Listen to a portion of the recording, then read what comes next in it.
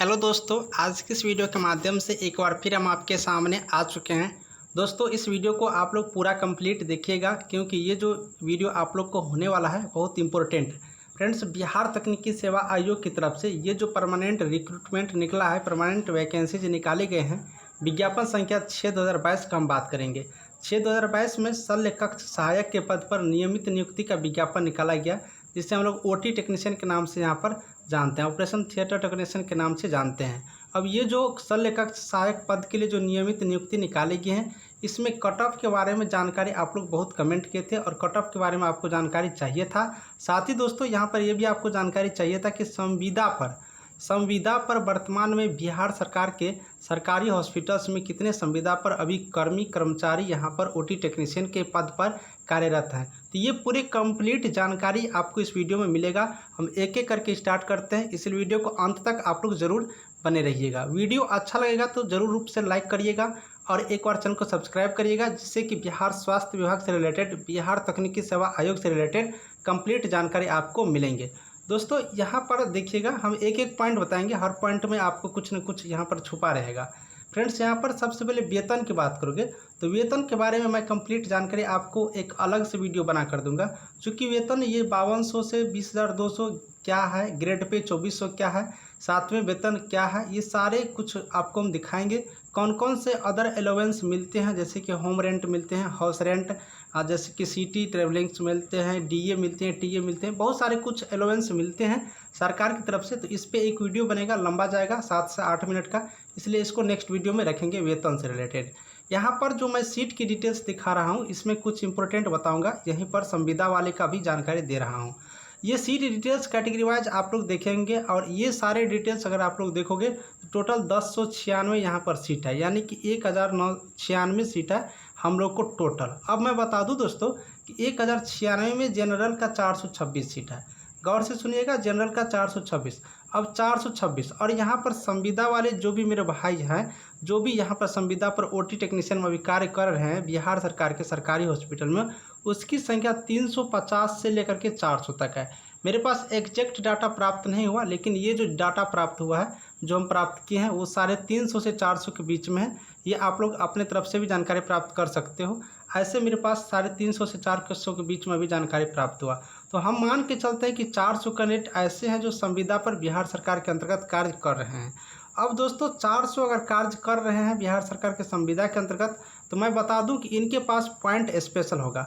मान लेते हैं कि अगर इनके पास 3 वर्ष का ही एक्सपीरियंस हो, 3 वर्ष का ही अगर एक्सपीरियंस इनके पास होगा, तो 15 पॉइंट ऑलरेडी इनके पास आ जाएगा, यानी कि 15 अंक इनके पास ऑलरेडी आ जाएंगे। उसके बाद और भी अंक इसको मिलेंगे। तो यानी मूल रूप से ये कहेंगे कि एक्सपीरियंस वाला को यहाँ पर होना ही है।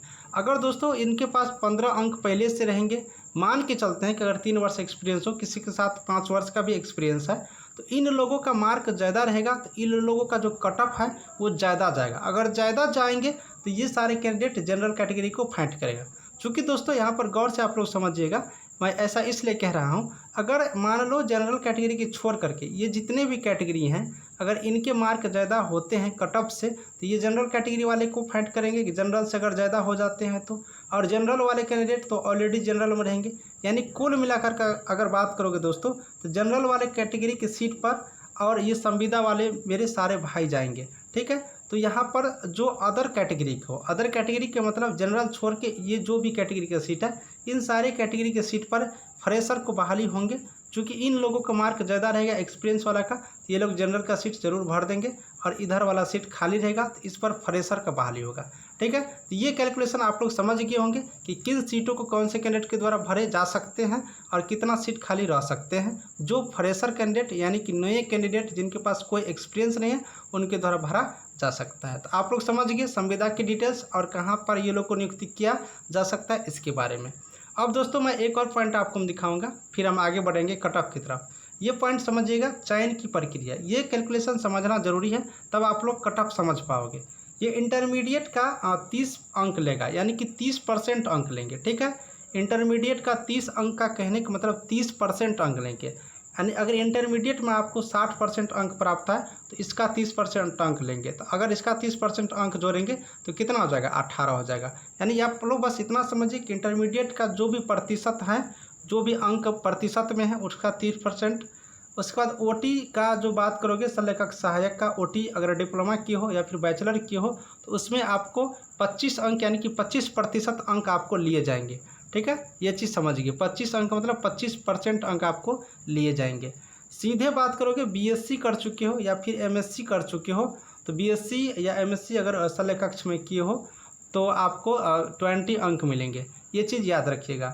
अगर आप सरकारी हॉस्पिटल में संविदा पर कार्यरत हो तो 1 वर्ष का 5 अंक मिलेंगे, अधिकतम 25 अंक मिलेगा। यानी कि अगर 6 वर्ष भी आपका पास एक्सपीरियंस है तो आपको 25 ही अंक मिलेगा। ठीक है, ये चीज़ है। तो ये कैलकुलेशन आप लोग समझिए।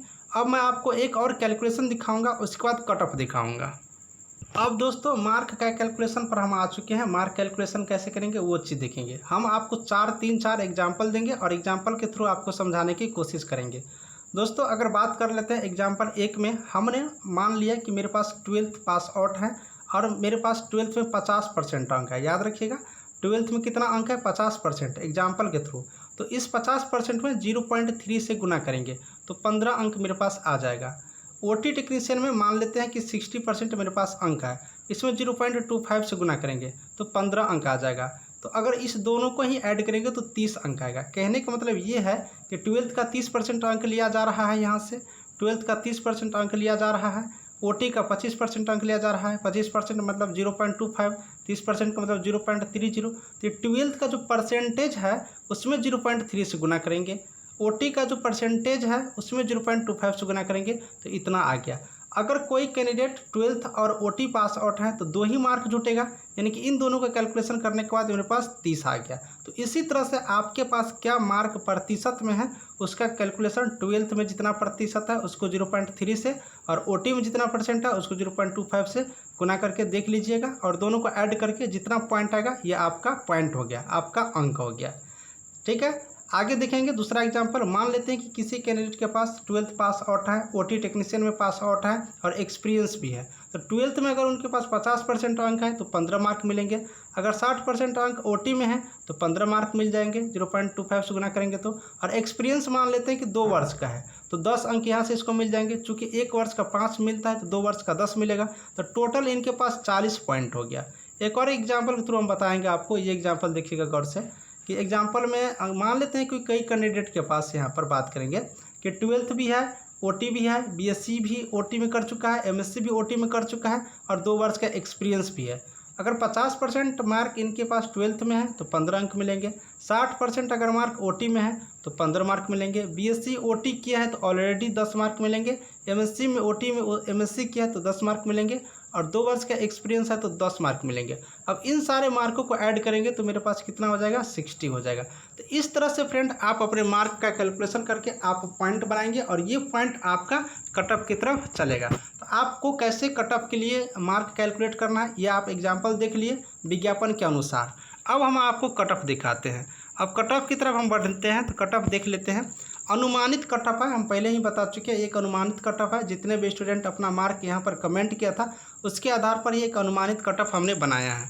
पॉइंट की कैसे कैलकुलेशन करेंगे देख लिया। अब ये पॉइंट मैं जनरल कैटेगरी में चलूँगा तो जिन कैंडिडेट के पास 48 पॉइंट है वो कैंडिडेट सेफ रहे, ग्रीन जोन में है। और ये जो मैं कट ऑफ बता रहा हूँ ये काउंसलिंग के लिए है, याद रखिएगा। काउंसलिंग में जिन कैंडिडेटों को बुलाया जाएगा उस कैंडिडेटों के लिए ये कट ऑफ रहेगा। काउंसलिंग के बाद जो मेरिट लिस्ट बनेगा उसके लिए कट ऑफ अलग से बनता है। ठीक है, तो ये काउंसलिंग में बात कर रहा हूँ। तो जनरल कैटेगरी वाले कैंडिडेट के लिए अगर 48 पॉइंट बन जाते हैं तो आप कन्फर्म रहिए, आपको यहाँ पर काउंसलिंग में बुलाए जाएंगे। ईडब्ल्यूएस कैटेगरी वाले 40 पॉइंट आपके पास होना चाहिए। ठीक है, सारा चीज़ मिला करके कैसे कैलकुलेट किए थे आपने देख लिया होगा। उसी तरह से ओबीसी वाले कैंडिडेट 38 पॉइंट आपके पास हैं, 38 अंक आ रहा है तो आप भी सेफ रहिए। और ईबीसी वाले मेरे भाई जो भी हो, ईबीसी के लिए 37 अंक आपको सुनिश्चित है और एससी वाले 35 अंक। ठीक है, उसके बाद बात करोगे एसटी वाले तो 36 अंक आपके पास होना चाहिए और डब्ल्यूबीसी वाले 36 अंक आपके पास होना चाहिए। इस तरह से ये कट ऑफ है और इस कट ऑफ के आसपास है तो आप लोग ग्रीन जोन में हैं, बिल्कुल रूप से सेफ रहिए। आपको काउंसलिंग में बिल्कुल रूप से बुलाएंगे।